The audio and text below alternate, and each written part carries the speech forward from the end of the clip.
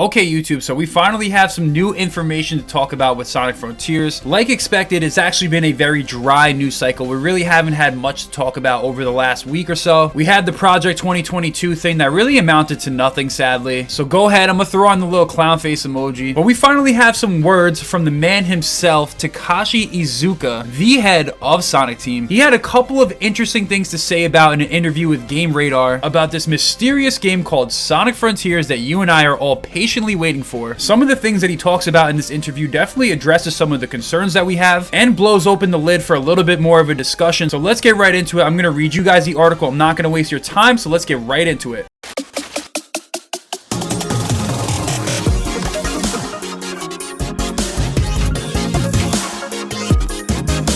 So as you guys know, we don't really know about this game. You know, we've been getting into a lot of discussions and we really do feel like we know it all. I kind of talked about this last video, but really we're kind of just speculating, and the things that we think we know about this game mainly come from 4chan. Is that the place that we really want to get our information from? Probably not. So today I have a new Takashi Iizuka interview where he touches on a couple of different things that kind of confirm what we've heard about in the 4chan leaks, so maybe it's not that bad after all. So let's read the article, and I'm going to leave a link down below in the description. I'm going to try and skim through the important things. Like, I don't really care about what this guy has to say about the game. He'll probably say something along the lines that Sonic had a rough transition to 3D. And like I said, I'll leave the full article down below in the description. So if you want to read it in depth, you can take a look and have at it. Anyways, let's get right into it. So like I said, this article doesn't reveal everything, but it definitely opens up the floor for discussion. So without further ado, the title says, with Sonic Frontiers, Sega is focused on bringing Sonic to the next level. Big in 2022, Sonic Frontiers will leverage PS5 and Xbox Series X for a high fidelity, high speed, and high energy experience. Starts off the article by saying it's difficult to know what to make of Sonic Frontiers. Sega is promising an expanded adventure, a leap forward for a franchise that has long struggled to find its footing with third dimension in play. Wow, so in the first sentence he literally says Sonic had a rough transition to 3D. How original and how clever. It has so far shown little of it, outside of a reveal trailer in the last weeks of 2021, but there is reason to believe that Sonic Frontiers will succeed where Sonic the Hedgehog 06, Sonic Unleashed, and Sonic Forces failed. For starters, Sonic Frontiers is being built with new gen consoles in mind, leveraging the power of the PS5 and Xbox Series X to support the ambitions to deliver a true open zone experience. We finally get to some Iizuka talk. He says, we're excited to bring the game onto next gen consoles as both visual and technical gameplay elements will be elevated for the newest platforms. As games are beginning to be released natively onto next gen, it's exciting to be part of the wave that will really deliver on the full potential of these consoles, high fidelity, high speed, and high energy games, says Sonic Team's creator Takashi Iizuka, the GOAT, our boy, the king. Next part of the article, the guy goes on to say that Sonic Frontiers is set across the Starfall Islands, an open-ended playground for high-velocity action. Sonic Team is essentially working from scratch here, reworking all of Sonic's core movements and actions to better fit the expanded playable space. From Iizuka's perspective, there were lessons learned from 2017's Sonic Forces, but the ambition behind Sonic Frontiers has pushed the team to reconsider everything. Well, I guess that's a good sign. I mean, they do have to learn the lessons from Sonic Forces. That was obviously not their best work, and I'm sure they'll never say it, but that was a lazy game. That game is not what Sonic fans were expecting after like 4 years of waiting. So the fact that he even kind of acknowledged that is pretty good. We're just hoping that this game is going to be completely different from Forces. And to continue, Iizuka says, with Sonic Forces, the team set out to create a compilation of high-speed Sonic action games that flip the usual Sonic storyline on its head. Taking place in a world where the evil Dr. Eggman has prevailed, within this new storyline and world, we created new Sonic environments and characters like the villain Infinite. With Sonic Frontiers, we are challenging ourselves to deliver an all-new style of Sonic action adventure. We're once again expanding the Sonic universe, bringing in new environments and additional features to create a totally new type of open zone experience. So once again, it's a typical corporate language about how Forces did this and Forces did that. Really, Forces didn't do